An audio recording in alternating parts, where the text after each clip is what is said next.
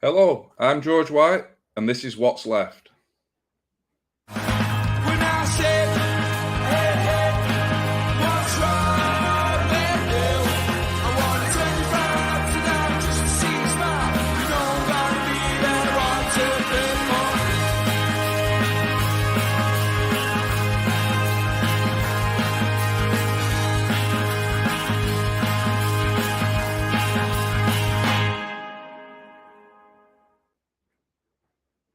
Hello, I'd like to introduce my co-host tonight, Sean Halsall. Hi, George. Hi, Sean, you all right? Yeah, just the two of us this evening. Rana unfortunately couldn't join us. No worries. Who have we got on tonight? We're lucky tonight. We're joined by Simon Weller, who's the Assistant General Secretary at ASLEF, one of the rail unions representing, for the large part, most of the train drivers. So, welcome, Simon. Hi, Simon. Hey, Simon. How are you, mate? Oh, not too bad. Not too bad. It's big. We're in the middle of the strikes that are rolling around the country, but yeah, not too bad. So, the other day there was a reballot. Do you want to talk us through some of them outstanding numbers you managed to return in the dispute? Yeah, we've had to reballot as part of the anti-trade union laws. So every 6 months we have to seek a new mandate from each of the companies. We have 16 companies in dispute. That's about 12,000 train drivers, our members, and we had a result now, which was a 94% yes vote on an 84% return. You know, these are big numbers, and these are big companies. And we've done it. This is now, I think, the 4th time that our members have been balloted on this, and it's now getting on for 18 months old now, and our members are still up for the fight. We would rather not be doing this, but we've been forced into it because of the way that the government and the employers are trying to pursue a policy of completely ripping up our terms and conditions. I think they're too well paid. With they think our terms and conditions are too good, and they want to the phrase is modernize them, and we all know what that means, but we're resisting it. The attack is on our terms and conditions. So far they haven't managed to change any of them, and long may that continue. Absolutely. So, I mean, some people watching the show will know that I'm involved in politics myself. We're up in Merseyside, so what do you think the big difference? Why have we not seen disputes in sort of Merseyrail and on Merseyside compared to most of the rest of the country, to be honest? Well, Merseyrail is a sort of an exceptional example. It's kind of a executive that's controlled by the mayor. It's devolved to the mayor, and they have decided that they want to spend their money on new rolling stock. And they want to make sure that, that Merseyrail works, and they're working with us, not against us, trying to rip up our terms and conditions or put their hand in our pockets. They want us to help them deliver a decent railway, and that's what we've been doing. That's the advantage of working with a Labour-controlled administration. And it's the same in Scotland, whilst it's not Labour-controlled, but the Scottish government want to work with us, and the Welsh government want to work with us. So we don't have disputes where it is the devolved powers. It's only when you've got Westminster and the Tory government involved. That's where the fights are. And it's a political choice. They have decided to pick this fight, and we're not backing down. And so far, how has that manifested itself? They're refusing to table anything that's worth putting back to the members, or they're refusing to get rid of the negative parts of the cuts that they're proposing, or yeah, exactly. It's they've come with a shopping list. We had said, right, there are we want to discuss the stuff that the railways really does need to discuss. Stuff like training, having a consistent training plan across the piece. There's going to be a big challenge for a railway. we represent 90. We have 98% of the train drivers are members of ASLEF, so pretty much there are in the country. And based on our membership database, 43% of our members are due to retire in the next decade. They're over the age of 50 with a normal retirement age of 60 or 62. And 22% of our members are over 56, with a normal retirement age of 60, 62. So we're going to see a huge amount of train drivers retire in the next 5-10 years. Now, it takes 2 years to replace to replace a train driver. So they need to be really on it with training and recruitment. And we're pushing kind of for a much more diverse workforce with more people from ethnic backgrounds and people, more women getting into the grade, becoming train drivers. And actually, the industry recognise they've got a problem here as well and want to work with us constructively. However, the government want to try and cut, and they want to push down our terms and conditions. So whilst we did have useful conversations with the employers, sudden interference from the DfT and the Treasury meant those negotiations, which had been best part of 6 months, completely wasted. So that's been problematic. In fact, I think the negotiators that we were dealing with looked a bit shamefaced when they gave us the final package, because it bore no relation to what we had been discussing in the previous weeks. And it was clear there had been the dead hand of the Tories on the final output of the. It's really interesting to me as well in this country. I mean, you'd kind of half understand if we had an absolutely world-class train service with dirt cheap tickets, but it's not. It's that money's all going off to shareholders and CEOs. It's not going to either the end consumer or to the workers delivering and creating that wealth and value. It's all spirited away off somewhere else often. No, absolutely. Whenever there's a kind of interface, where there's any transaction between one of the private companies, there's just loads of subcontracting and there's loads of outsourcing within the railway. You know, a lot of people you'll see on the platforms are actually agency staff, and they're not directly employed. So every time there's that kind of interface, there is profit being extracted, and profit is all going to get. It's cumulative. And I think one of the really stunning statistics is the rolling stock owned by banks. That tells a tale in itself. These are the companies that own the trains and rent them to the operators. They took, during the period of the pandemic, they took £950 million out for their shareholders. Now, that's just shy of £1 billion that has gone to the banks, usually using rolling stock that was paid for by the British taxpayer because it was owned by British Rail. So a lot of the kind of the older legacy stock, they were just gifted, and they've been bringing it to us at an exorbitant cost. So yeah, they're the biggest thing. The rolling stock leasing companies are a license to print money. Absolutely. Again, that's another thing on Merseyside where the new rolling stock we've got aren't leased. It's all owned by the people of Merseyside. So I saw estimates of about 30 to 35% saving over the lifetime of a train there. It's big money when you've got sort of 50 to 60 trains in your stock. Yeah, and they're kind of, we've worked very closely with Merseyrail and Steve to get stock in place. So we've got training programs for the drivers.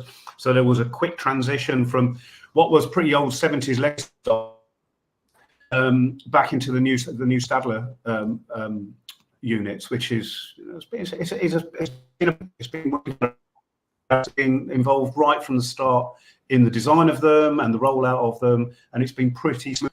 I think there are some problems with the units, but they're kind of down to the manufacturers, and they're trying to address that. So, but yeah, so model partnership. Absolutely. Do you think there has been a knock-on effect from the where during COVID, obviously the passenger numbers fell off, and then there was a big attempt by the government to shore up the companies that were no longer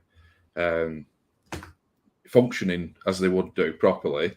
Do you think that there's now this sort of trying to balance their books by cutting somewhere else, and that's where your members are getting the short end of the deal? Yeah, I think that's their. One of the things was they say it costs they subsidised the railway by £16 billion when there was no fare income, because the only people that are travelling. We continue running a full timetable, so that people could get to and from work. The key workers who had to go into hospitals and such like, and we were still running a railway. And as far as I'm concerned, it was the same timetable. The only difference was there wasn't any passengers on it. The passenger numbers actually collapsed, obviously, during the pandemic for obvious reasons, and we were all in lockdown. And so that £16 billion is the cost of running the railway, and that is what you hear Mark Hart saying that any driver will give £1,000 by each taxpayer. You think, well, this is absolute nonsense. That's just, we didn't get it. If we're all getting £1,000 as railway workers, well, I didn't get mine. But he's just making this I don't think rather facile argument that's they've been subsidising the railway. They've been subsidising the private shareholders because they've still been extracting them. And now the passenger numbers are returning back to pre-pandemic levels. So we're seeing weekend traffic, off-peak weekend traffic is actually above pre-pandemic levels. It's about 120%. The commuter traffic is returning, or has returned pretty much 97%. Mondays and Fridays less so, because this is now the working from home day. So the industry has been able to respond to the changes. The season ticket of old, which was the kind of the real backbone of the finances of the railway, hasn't quite come back in the same way. So the Tories have gone for their usual trying to apply some form of austerity almost onto the railway, but rather than fix the real in the railway, which is the fragmentation and the way the private operators extract profit, they're actually now baking that in. Rather than fix the private companies, the model they want to come up with is so that their private company mates can their snouts in the trough, to coin a phrase, but it's so that the private operators can still operate in a rail industry. But rather than fix the big problem, which is fragmentation, that means they have to admit that their private model doesn't work, but they're not going to do that. When we were, I was a driver at Brighton, and it's got a mixture of work. We've got the local, we've got the London Brighton commuter stuff, and we had some interregionals. We had trains to Manchester, Cardiff, that kind of stuff. So when we were privatised, they split the depot into 3 different companies. So there was the Intercity cross-country, Virgin cross-country depot, the Thameslink depot, which did the London, Brighton, Bedfords, and then what was Connex South Central, which did the sort of standard local London, Brighton, and the East and West Coast sort of work. And at privatisation, we were about 175 drivers to run the whole service. Following privatisation, we almost overnight went up to 250 drivers. Previously, I could drive the express train to well, we didn't go to Manchester, but we would go to Reading with it. I could do the Bedfords and the Brighton Bedfords, and I could do the local stuff as well. So I was pretty multi-skilled. I could drive all these different, serve these different traffic patterns. But the moment we're privatised, we're ring-fenced in our little companies. I can no longer drive the intercity trains, and I can no longer drive the Thameslink trains because they're no longer my company. So they have to have the cover for spare, for what we call spare, to have cover for holidays, for sickness, for out of court. We would have people in the mess rooms ready to be deployed at a moment's notice. Well, you've distributed across the 3 companies, so it's massively inefficient when there's a Thameslink train waiting for a driver, who's driving delayed on the way to work, or there's been an incident somewhere and they're not where they need to be, and there's 3 drivers standing behind, but they're all employed by Connex South Central, so can't drive the Thameslink trains anymore. That's insane, and you can imagine that across the whole country. That's just one depot, and you can see that at the bigger depots like Liverpool would have been split into City, Merseyrail, whereas before there was like cross cover. The same all over the place. Yeah, you would see Great Western.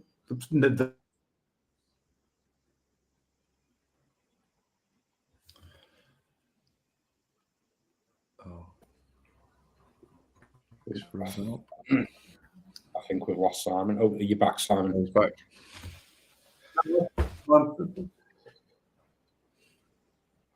Sorry, yeah, Simon, you froze up a second there. I think as well, Simon, the crazy thing is when you privatise this and turn it into a market, I don't think any train passenger in the world cares what operator's operating the train. It's the destination you're going to that matters, and you're going to get on the train that goes there. I mean, I've travelled today up to Carlisle from Liverpool. Well, Preston in the end. So I decided to try and save myself a headache and cut out 3 of the connections.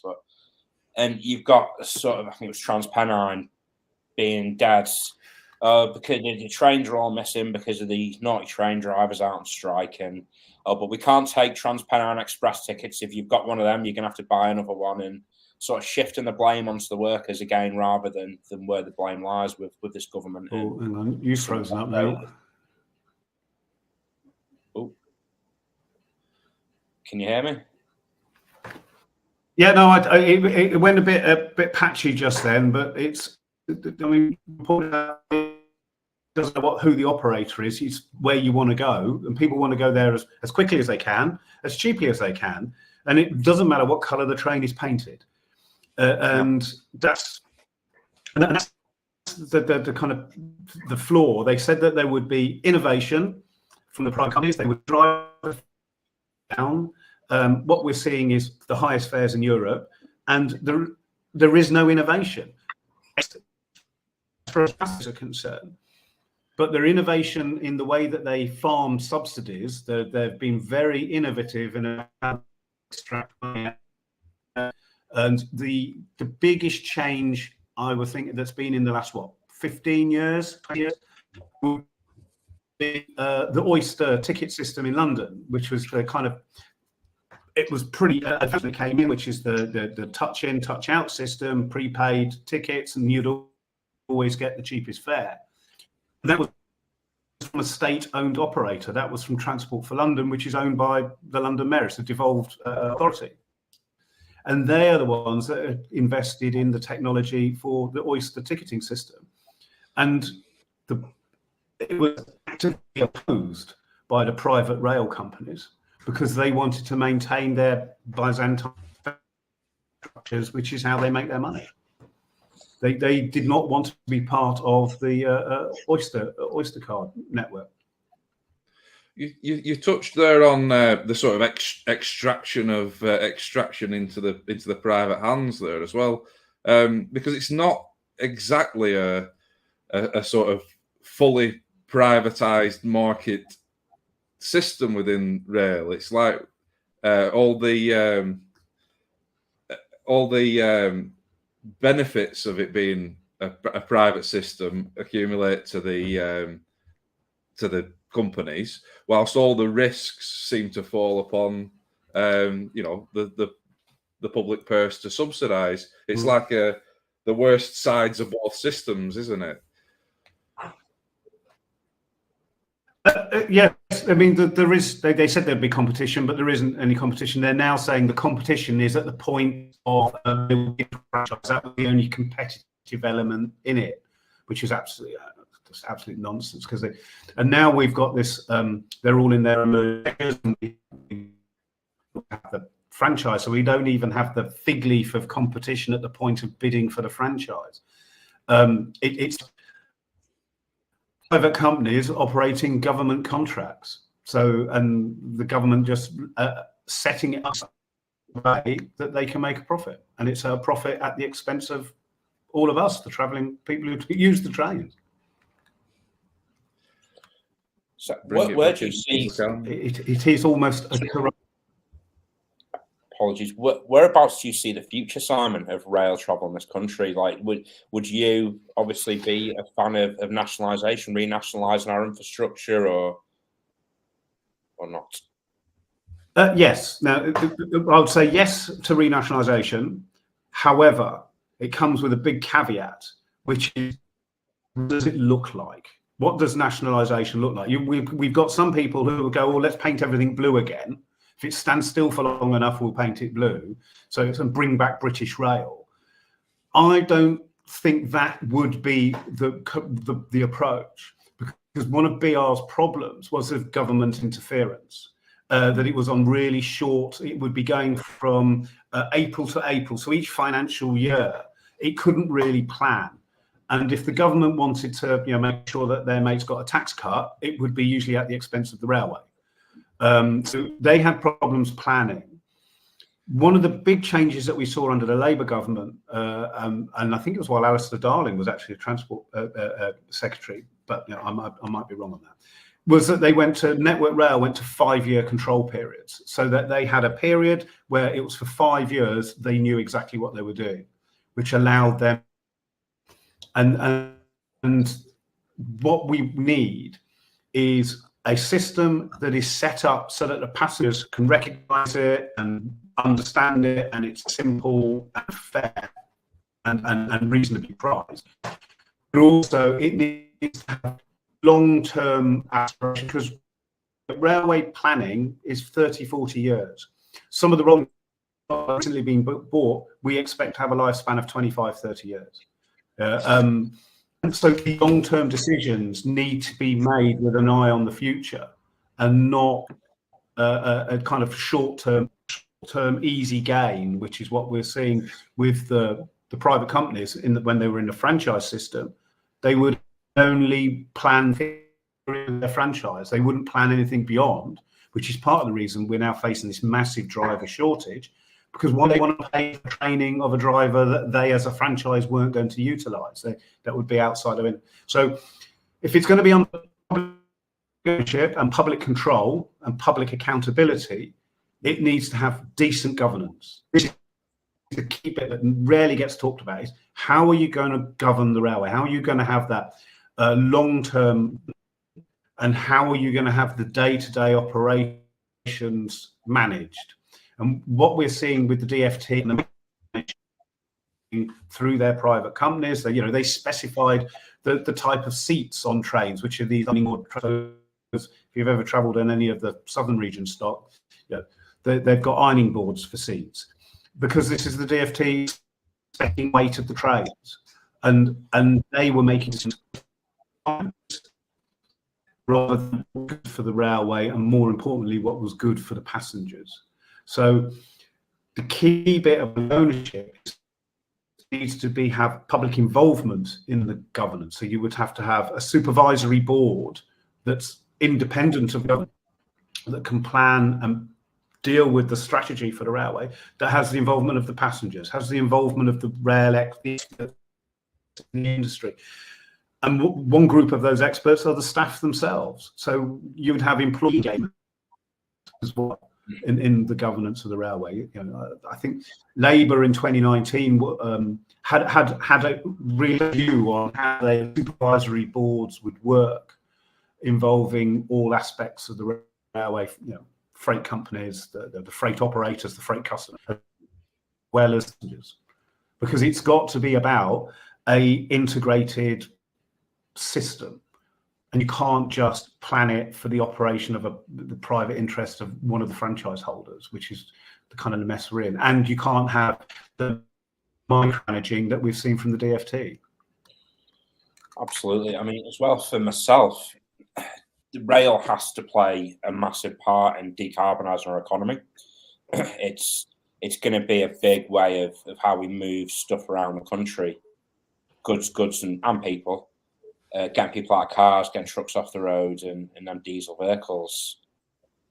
And I feel like the government are just completely ignoring that. I mean, we already see the sort of how little attention they pay to decarbonising the economy, with rolling back on issues in the culture war stuff and that. But how do you see the future of freight as well in this country? And if we go back a little bit to the announcement to end HS2, and I think the government have been very poor in this, and actually HS2, the project, has not been great, because the perception was high-speed train, it's about knocking 10 minutes off the train to Birmingham. That's absolute nonsense. It's not about high-speed trains as far as we're concerned. It's about a new line the express trains can go on, which then frees up capacity on the existing East and West Coast main lines, which means you can have more regional trains, you can have more freight trains. So it's about making more room for traffic. It's not about the speed of the traffic, like the high-speed trains, because if you're going to build a new railway line, you might as well build a high-speed one. But the issue about taking the express trains off the Eastern Coast means you've now got more slots for regional trains and more slots for freight trains. So HS2 was all about capacity, about making room for expansion, because the railway was running at its limits. There was just not room for anything more. So that really shows the paucity of vision that the government had by cancelling it. It was kind of a real FU to the north, because having better connectivity and better mobility, and particularly if we were then to expand that mobility to east-west travel across the country rather than north-south, that would give kind of better connectivity for all the big cities that aren't London. And just, you know, the government cancelling HS2 was just political spite, and actually put the railway in a difficult position, because we don't have room to expand freight. The lack of electrification to Swansea, only going to Bristol, really, we are still running diesel trains. They go on about, you know, we'll have hybrids if that makes it sound new or model. Actually, we're new and modern. We need electric trains with you know, zero emission generation to drive those electric trains. But you know, investment that would have brought with jobs and, you know, proper decent jobs and expansion, that would have then gone back into the economy. So you're going to get so many pounds back for every pound you spend in the investment in decarbonising the transport links for the north, for Scotland. So it was really short-term, short-sighted sight government, just because they can't really, yeah, they know the price of everything but the value of nothing. I think that my grandmother's phrase. I think as well in some of the countries where they do have the high speed trains and they've, you know, made that investment over that long term, like you were saying, I think France have they journeys that can be done quicker by train have to be done by train. Is it they passed legislation recently, I believe? Yeah, it says if it's 4 hours, there can be no internal flights. So if the trains can do it in less than 4 hours, the distance, then you can't have a flight. So Spain has invested heavily on high-speed railway, and Spain didn't really have much in the way of railway. That's a sort of legacy of the Franco era, that they didn't really have much in the way of railway. But in the last 20 years or so, they have really invested heavily in high-speed services. And they have that connectivity that they've got in big cities has really sort of dragged up the country, and it's really paid back in investment that these lines have delivered. And it's, you know, we're just so short-sighted because we're not doing it. They're more, you know, the Tories have more and more internal flights, which is not a decarbonising strategy at all. You're on mute, Sean. I'm sure if Matt Hancock's landlord was involved in building rail, we'd have seen HS2 10 years ago. But no, absolutely no. It's investments, but Yeah, they can be paid for by bonds. They're over very, very long terms. It's an investment in national infrastructure, and kind of that's really important to have a decent backbone to the country that allows goods to be moved, people to get about. It allows mobility, and accessibility. No matter whether you've got a car or you can afford to run a car, you can drive. One of the lines that Sunak comes out with, most people drive. Yes, because public transport in rural areas is so pitiful. People don't have their only option is to drive. The deregulation of bus routes kind of was the death knell of public transport in rural areas. So I think what we need to see is decent public ownership of the national infrastructure, whether it be power generation, whether it be the internet, whether it be the railways or the roads.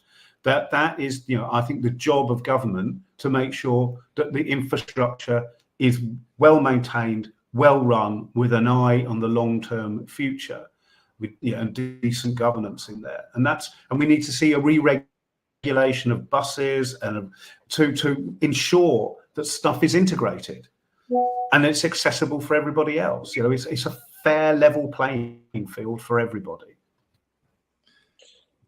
And then just with that all that in mind, if all those things were in place, then it would be a well-oiled machine that would be getting passengers through, that would be driving ticket sales, that would be sloshing over with money, and there wouldn't be a problem. It's not even like this is a white elephant thing that you fire loads of money at and it doesn't give you any return. It's the common sense thing to do, isn't it?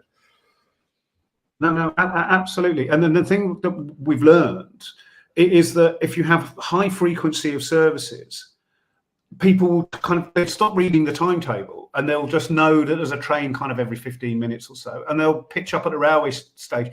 But if there's just one train an hour, and we're seeing this now with the way the government are cutting timetables because they think it saves them money, they're running fewer trains, so it's cheaper.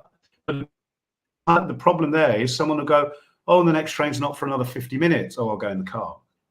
But if you have a frequency of service where people just kind of almost turn up and go, or the train is going to run at a convenient time for them, they will use it. So you need to have kind of lots of regular service so that people will use it. And you are not tempting cars if there's just one train a day, or it's a really infrequent service, or doesn't go to the places they want it to. I think it was Steve Rotherham. They've opened 2 new stations in a deprived area, and those stations opening has actually helped that area. Kind of the job as people travel in and out for work, so it's brought kind of people that are spending money locally because they can now get to and from work more quickly. And so this sort of investment in areas that need regeneration by providing decent transport brings in, say, oh, these were quite expensive stations to build, but what they bring in the long term is kind of you can't calculate. No, absolutely, and that's Headbolt Lane in Kirby there you're talking about, and there's the other station's going to be in the city centre, Baltic Triangle way, where there's currently not much in where transport. Yeah, there's no. And I think you saw it the other way around as well with the beaching cuts, that it destroyed places that had their railway station taken away, didn't it?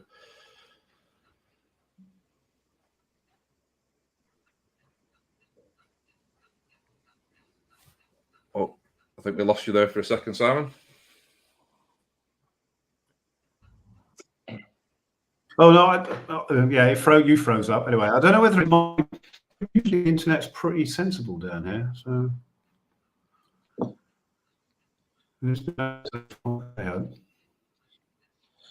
But yeah, it's on beaching, George. It's the same that I live in Southport and I can't get a train to Preston.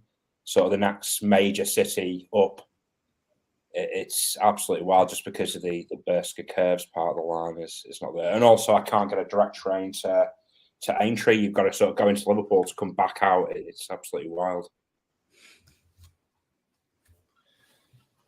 So there was a lot of closures. Sorry, go on. No. Ask the question.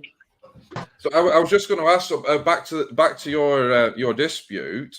What do you think the roadmap is to solving the dispute? I mean, it'll be obviously straightforward if the government sits down and negotiates properly.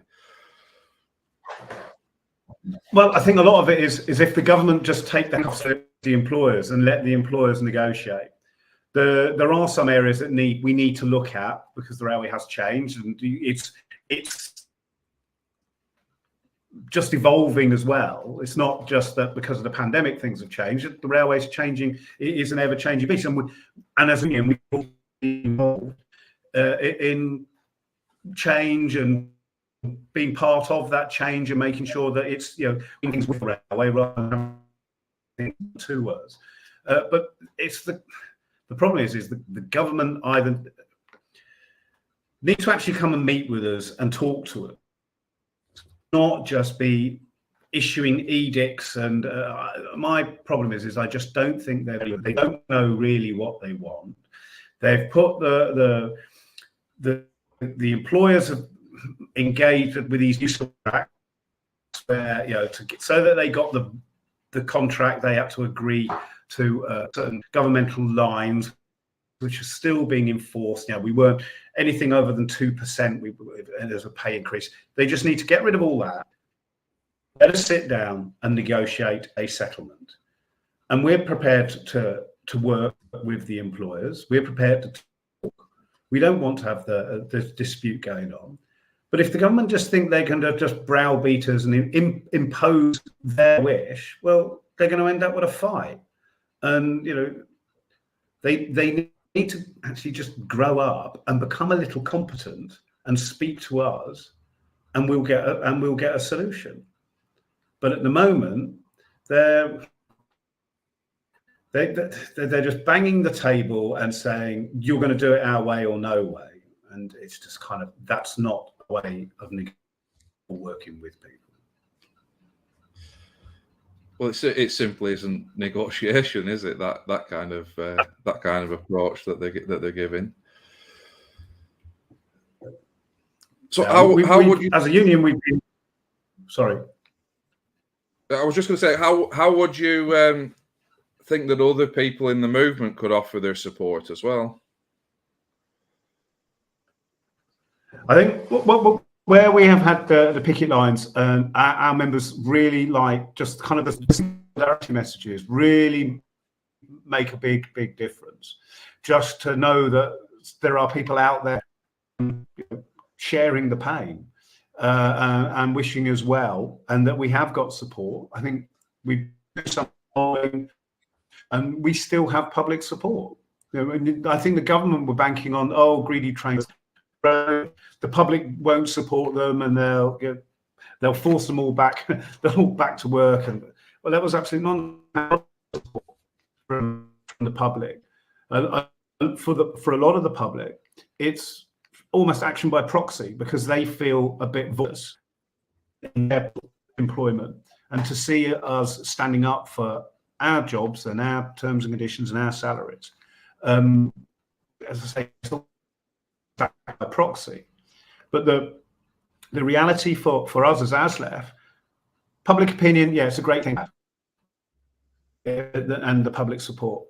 But the reality for us as a union is that we need to have the support of our members. And results that have come in on these 94% yes votes and 84% returns are clearly showing that we have the support of our members. And that approval that I'm seeking, and I know McWhelan and the executive committee are all seeking, is the approval of members while we fighting on their behalf. And they are clearly telling us through these ballot results and the countless things that do, yes, the fight is still there. So if there are comrades in other unions who want to get down to a picket line or send domestic support to our branches, that'll be really, really welcome stuff. No, absolutely. I'm sure a lot of our listeners will be reaching out to your members, Simon. And I know I've any picket line that's going on, I can't help myself but to go down and start trying to radicalising everyone.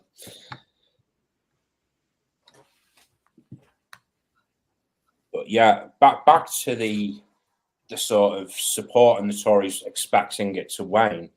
I think you've hit the nail on the head there. I think people see these organised workplaces and that being something of a rarity now in this country after Thatcher's attacks on the unions, and a sort of backing people by proxy, like you said, because not everyone can fight now because we're not in organised workplaces with recognition, but where we do have that, people get behind it. And certainly, I was on strike myself 2017 when I was still a bus driver. And you go in and it's a scary time at first, but that support you get from the public absolutely changes everything. You feel empowered to carry on going, and almost like you're not just fighting for yourself at that point again. I mean, yeah, I think as well the Tories in this, they've sort of opened up too many fronts in these fights, even just within rail, with the ticket offices, with the RMT, with yourselves at ASLEF. They've sort of tried to take on every single part of the rail network and failed over and over again drastically. It's yeah, hard to see anyone's got any confidence left in them. No, absolutely. I think the ticket office is a good example of just how little they understand, and they've alienated the industry, because the government said, right, we're instructing you as the rail delivery group, you're going to, that's how we're going to save some money. We're going to close all the ticket offices. So all the top, the train operating companies, all said, yeah, okay, we'll get offices. Kind of a bit of weirdness, because you had Avanti West Coast, which is First Group company. They closed all their ticket offices, whereas LER had decided to keep their ticket offices open at King's Cross. So you've got a big ticket office at Euston closing, and King's Cross is keeping it open. But it was completely insanely handled. The government tells the TOCs to do this. The RMT and TSSA and ASLEF all part of the campaign to get people to respond. Disability groups were heavily involved. And there was massive response. It's like 720,000 people responded to the office consultation. And this isn't just clicking a link on Facebook, doing a thumbs up. These were quite complex submissions of why you did not want to see a ticket office closed. And they were saying 99% of the 720,000 responses were against the closure of the ticket offices. And I think the really telling fact, the last biggest consultation that the government ran was on same-sex marriage, and that had 220,000 responses. Ticket offices had nearly over 3 times the on same-sex marriage. And whatever you may think of same-sex marriage, you could see that as being quite a divisive subject that, say, the religious fundamentalists would be quite exorcised by. But ticket office closures and denying people access to buying a ticket for if they're older or more vulnerable or disabled or wherever. You got the public, no, we are going to go through this rather complex, and cynically, the government did it with a really short time to deny to access it. It was done over a flat period in the summer, and they had to extend it because the system was clogged up by so many responses. And it just shows how they misjudged it. So when they had to roll back off closure, they blamed the TOCs, the train operating companies. The government saying, "Oh, it's all the train operating," so it was their idea. And then you start to feel slightly sorry for the train operating companies, is that they've been dumped on from a great height by the government. And so it just shows their incompetence. The 2 own goals on that weren't forced errors. They were errors that the government have chosen to make. But one, that trade unions have now been placed in the spotlight. A whole generation of people who probably to a large extent didn't know what trade unions were if they'd ever heard of them at all, and they were, you know, trending pretty strongly on the new media, on social media type, you know, your TikToks and everything else. And then the ticket office closures, where lots of the Tory MPs have been trying to spin it like it was, we've listened to the public feedback and we never wanted these offices to close. There was quite a lot of negative comments towards my MP, who's the Conservative Jake Berry, and also Accrington Hyndburn's Sarah Brightcliffe, where they were sort of trying to spin it as if the pressure that they'd put on changed, and it was a Tory policy from the very beginning. There's just these two own goals. Absolutely, and I think, and actually dragging us into this discussion, we don't like having strikes. We don't like having industrial strife.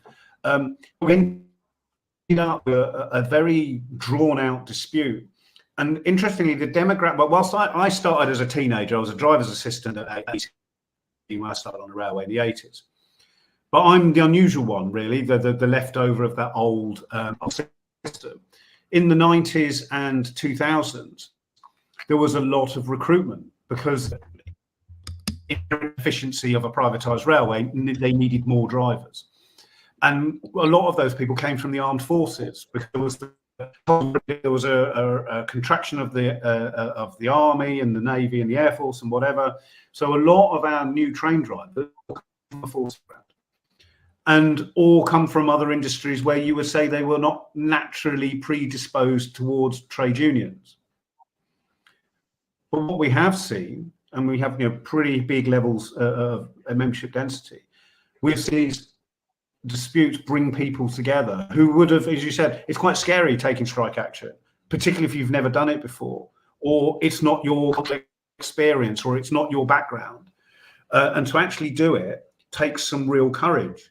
We found that our members, no matter what background they come from, have stood shoulder to shoulder and have working together, and it's really built the union up. A lot of our members would think we would come and wave a magic wand and sort stuff out, which we kind of did on the railway, but now they're having to take